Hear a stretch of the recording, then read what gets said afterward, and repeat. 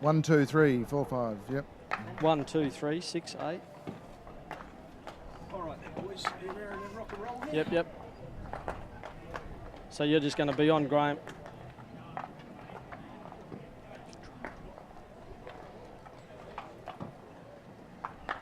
Welcome to the Men's Australian Hockey League powered by Premier Technology Solutions, and we're fortunate enough this morning to be joined by the current Kookaburra's coach, Graham Reid.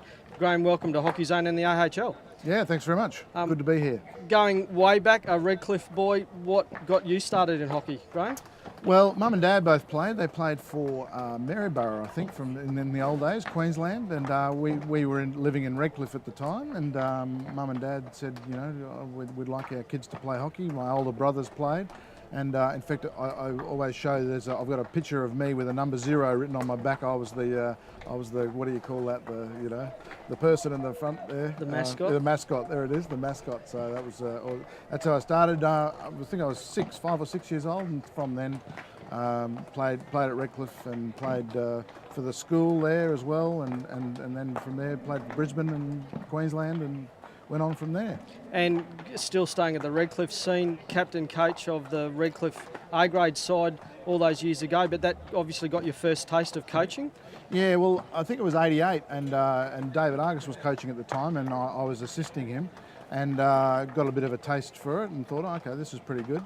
And then David left, and I took over in 89, and yeah, it was a captain coach role, which was tough because, you know, you always remember the last 5 minutes of the half, so a halftime speech was often about what just happened, you know, so it was always good to have someone on the sideline, and we had a couple of people at Redcliffe who helped in that. But it's interesting because I was talking to someone the other day saying I think captain coaching has seemed to have gone out a little bit, but I would like to see perhaps it come in again, yeah.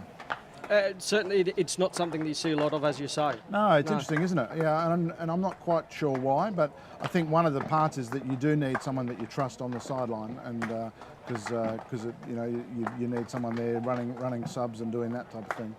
So obviously the move to Perth, as you said, your highlights with the Kookaburras, had obviously a great career with them. You know, how do you extend that whole period into a couple of minutes? I don't know, but I'll let you tell everyone. Well, yeah, look, I went over to Perth in '84. Played at the AIS, were part of the initial intake. You know, people like Hago and those sort of guys were there. Colin Batch, I think, was around the stages. And then after that, I got my degree in computer science and worked in the computing field for 15 years or 17 years, I think it was. Started my own business, did all that. In the meantime, all that was going on, I was always coaching, you know, first grade and classic league level, and then I put my name up for the Thundersticks. This would have been 08, something like that.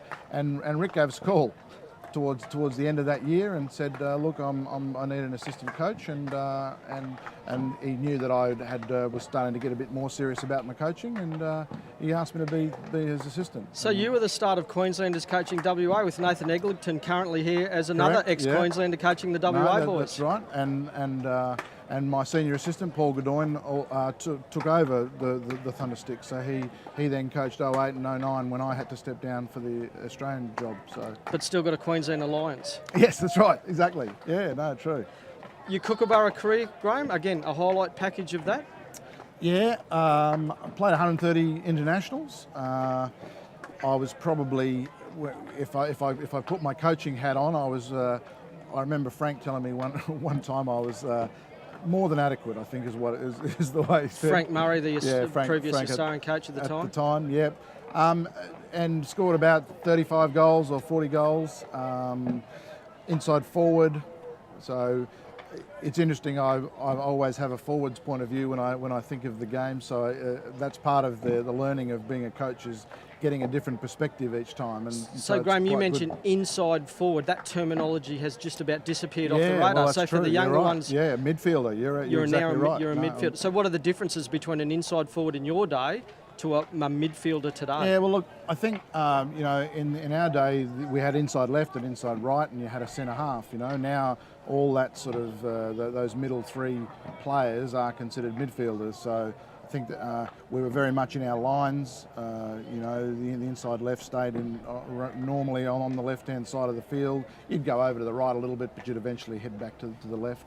these days, certainly, even watching the guys out here, we're nowhere near as structured as perhaps what we were. And Graham family, obviously a big part of your life, but they're also heavily involved in the sport in Perth. Yeah, no, that's right. Yeah, my wife used to run the junior side of Vic Park Hockey Club, and so that's been a great thing. And my kids didn't really have much of an option. They were told that they were playing. Runs in the family. Yeah, correct. And it was the same when I was brought up. It was where you're coming along to the hockey, so I might as well play. And yeah, Emma and Scott are, Emma's 17 now, Scott 15, and they both play for Vic Park. And I think Emma's rediscovered her passion for the game, which is great. And the nickname Possum, where does that come from? Oh, look, there's a couple of different versions, but I think the real one was that Dad said I had these big eyes when I was a kid. How it got into the hockey fraternity, Ken Pampling, you may remember Ken.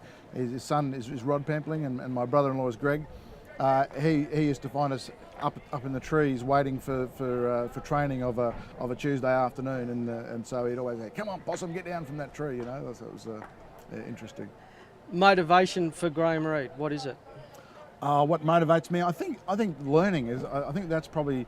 I always like to know how things work and behind the scenes, and it's that continual wanting to be better. And I think in the last 5 or 6 years, I really learned a lot from Rick, and I think that's probably one of the things we had in common. We were always looking to try and do things just a little bit differently and a little bit better. And I think so. That's probably it's the learning side of things. And away really from motivates hockey? Me. It's a very good question. What do I like doing outside of hockey? It's interesting because most people don't get necessarily a chance to work in their passion. So normally, you would say you've got your work, and then hockey would be my passion outside of work. Well, I'm lucky enough to be able to do that every day. But and of course it's a really full-time job. This is coaching gig, and whenever I get a bit of spare time, I try and spend it with the family. They of course would say that they don't see very much of me, but it's yeah. So do you talk to the athletes about getting away from what they do? Absolutely, yeah, and that's one of the things. When I was playing, I used to have my computing side of things. So the programming and the project management and all that was part of me getting away from hockey and using that work as a bit of a release. And I think that's perhaps one of the things that our guys I'd like to see a little bit more, is a bit more balance in their lives, and because they're playing a lot of hockey now, Hockey India League, AHL, and then their Kookaburra commitments. It's a big, as you know, your son Jacob he's been full on into it in the last 2 or 3 years. And for those who are watching, yes, we are live with Graham Reid, the current Australian Kookaburras coach. In the background, the beeper is going off, telling us that the game is about to start, and the sprinklers have come on in the background. We've got South Australia and New South Wales as the game coming up, so bear with us, we'll get on with that. Graham, the Kookaburras have been very successful. How do you continue to develop the new ideas that the game needs? Yeah, look, it's one of the things that I talked about during the interview was having a productive paranoia, if you like. It's a business term, but it's basically making sure that you're always trying to zoom out, have a bit of a look, which is what we've just done with our squad and with our program, is to zoom out, have a bit of get a bit of perspective on what we need to do going forward, looking outside the sport, looking into other sports, looking into business, just finding different ways of tweaking things. The game has a natural evolution anyway. For example, at the moment we're moving to 4-15s. They're going to be changing the rules next year. Just a couple of little things like that, which you will find will evolve the game as well. So we've always got to be trying to keep on top of that. And what you end up finding is that tactics change based on some rule changes, and all of a sudden some other things will open up. But yeah, spend a lot of time looking at outside, I think is and it's a good way to get different views from different sports, and as I said, business as well. So only recently appointed to it, AHL is on now. Do you see any immediate changes to the way that the men's program has been run?